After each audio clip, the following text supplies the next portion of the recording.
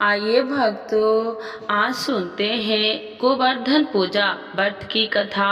तो एक बार बोलिए प्रेम से विष्णु भगवान की जय, लक्ष्मी माता की जय, राधे कृष्ण भगवान की जय। गोवर्धन पूजा की पौराणिक कथा के अनुसार द्वापर युग में एक बार देवराज इंद्र को अपने ऊपर अभिमान हो गया था। इंद्र का अभिमान चूर करने के लिए भगवान श्री कृष्ण ने एक अद्भुत लीला रची। श्री कृष्ण ने देखा कि एक दिन सभी ब्रजवासी उत्तम पकवान बना रहे थे और किसी पूजा की तैयारी में व्यस्त थे। इसे देखते हुए कृष्ण जी ने माता यशोदा से पूछा कि यह किस बात की तैयारी हो रही है।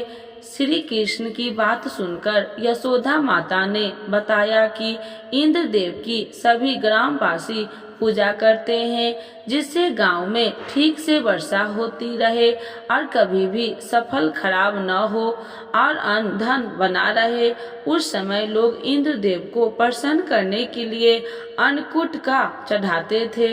यशोदा माता ने कृष्ण जी को यह भी बताया कि इंद्र देव की कृपा से ही अन्न की पैदावार होता है और उनसे गायों की चारा मिलता है। इस बात पर श्री कृष्ण भगवान ने कहा कि फिर इंद्र देव की जगह गोवर्धन पर्वत की पूजा होनी चाहिए, क्योंकि गायों को चारा वहीं से मिलता है और इंद्र देव तो कभी प्रसन्न नहीं होते और न ही दर्शन देते हैं। इस बात पर ब्रज लोग इंद्र देव की जगह गोवर्धन पर्वत की पूजा करने लगे। यह देखकर इंद्र देव क्रोधित हुए और उन्होंने मूसलाधार वर्षा शुरू कर दी।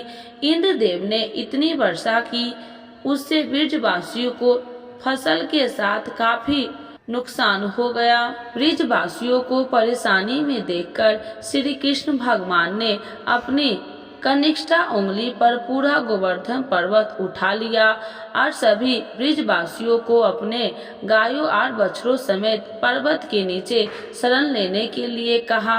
इस बात पर इंद्र कृष्ण की यह लीला देखकर और क्रोधित हो गए और उन्होंने वर्षा की गति को और ज्यादा तीव्र कर दिया। तब श्री कृष्ण भगवान ने सुदर्शन चक्र से कहा कि आप पर्वत के ऊपर विराजमान होकर वर्षा की गति को नियंत्रित करें और शेषनाग से कहा आप मेड़ बनाकर पानी को पर्वत की ओर आने से रोके। इंद्र लगातार 7 दिन तक वर्षा करते रहे। तब ब्रह्मा जी ने इंद्र से कहा कि श्री कृष्ण भगवान विष्णु भगवान अवतार है और उन्हें कृष्ण जी की पूजा से सहला दी। ब्रह्मा जी की बात सुनकर इंद्र ने श्री कृष्ण भगवान से क्षमा मांगी और उनकी पूजा करके अन्नकूट का 56 तरह का भोग लगाया।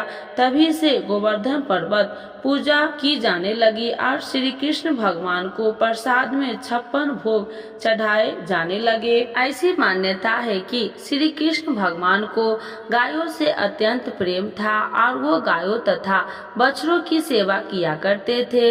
यह भी माना जाता है कि गायों का गोबर अत्यंत पवित्र होता है, इसीलिए इसी से गोवर्धन पर्वत बनाना और इनका पूजन करना भी फलदायी माना जाता है। इस दिन गोबर से गोवर्धन पर्वत की आकृति बनाई जाती है और इसके चारों कोनों में करवा की सिक्के लगाई जाती है। इसके भीतर कई अन्य आकृति भी बनाई जाती है और इसकी पूजा की जाती है। गोवर्धन के दिन गाय की पूजा का महत्व है। ऐसा माना जाता है कि इस दिन जो भी गोवर्धन की पूजा इस कथा का पाठ करता है या सुनता है, श्रद्धा पूर्वक गाय के गोबर से बने पर्वत की पूजा करता है, उसकी सभी मनोकामनाओं की पूर्ति होती है। तो एक बार बोलिए प्रेम से विष्णु भगवान की जय, लक्ष्मी माता की जय, राधे कृष्ण भगवान की जय। आरती श्री गोवर्धन महाराज की। श्री गोवर्धन महाराज ओ महाराज, तेरे माथे मुकुट विराज रहे हो। श्री गोवर्धन महाराज तो पे पान चढ़े, तो पे फूल चढ़े, तो पे चढ़े दूध की धार। श्री गोवर्धन महाराज तेरे गले में कंठा साज रहे, बैठी पे हीरा लाल। ओ श्री गोवर्धन महाराज तेरे कानन कुंडल चमक रहे, तेरी झांकी बनी विशाल।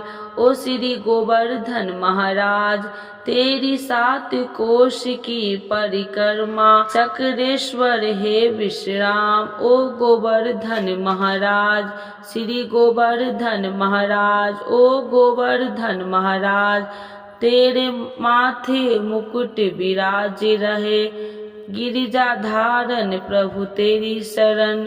ओ गोवर्धन महाराज। आइए भक्तों, आज सुनते हैं तुलसी माता की चालीसा।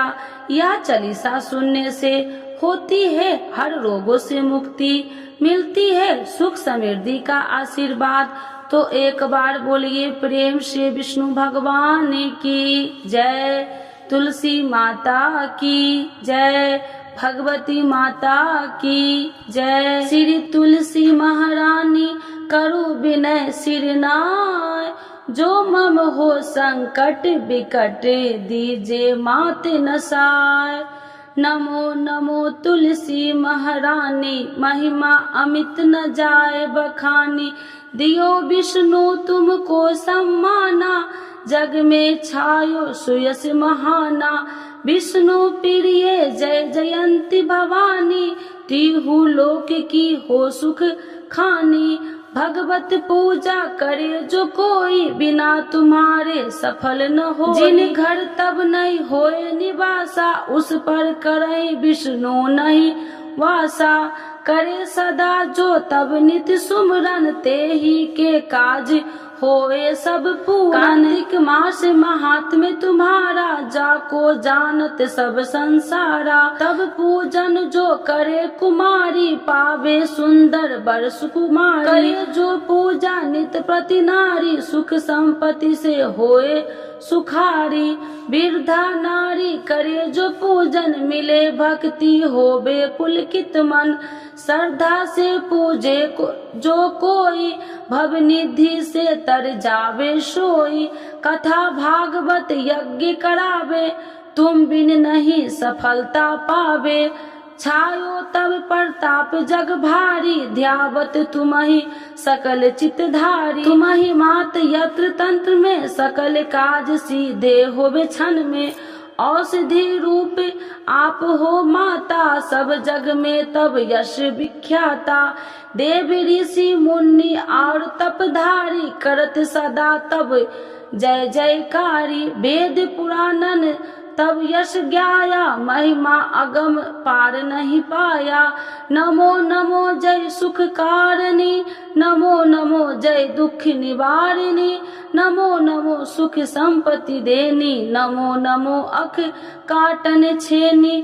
नमो नमो भक्तन दुख हरनी, नमो नमो दुष्टन मद छेनी। नमो नमो भव पार उतारिणी, नमो नमो परलोक सुधारिणी। नमो नमो निज भक्तन उबारिणी, नमो नमो जन काज सवारिणी। नमो नमो जय कुमति नशावनी, नमो नमो सब सुख उपजावनी। जयति जयति जय तुलसी माई, ध्याऊ तुमको शीश नवाई। निर्जन जानी मोहि अपनाओ, बिगड़े काज आप बनाओ। करूँ विनय मैं मात तुम्हारी, पूरन आशा करूँ हमारी। शरण चरण कर जोड़ी मनाओ, निस दिन तेरे ही गुण गाऊं। करहु मात यश अब मोह पर दाया, निर्मल होए सकल मम काया। मांगू मात या वर दीजे, सकल मनोरथ पूरन कीजे। जानू नहीं कुछ नेम उचारा, क्षमहु मात अपराध हमारा। मास करे जो पूजा, तासम जग में और न दूजा। प्रथम ही गंगा जल मंगवावे, फिर सुंदर स्नान करावे। चंदन अक्षत पुष्प चढ़ावे, धूप दीप नैवेद्य लगावे।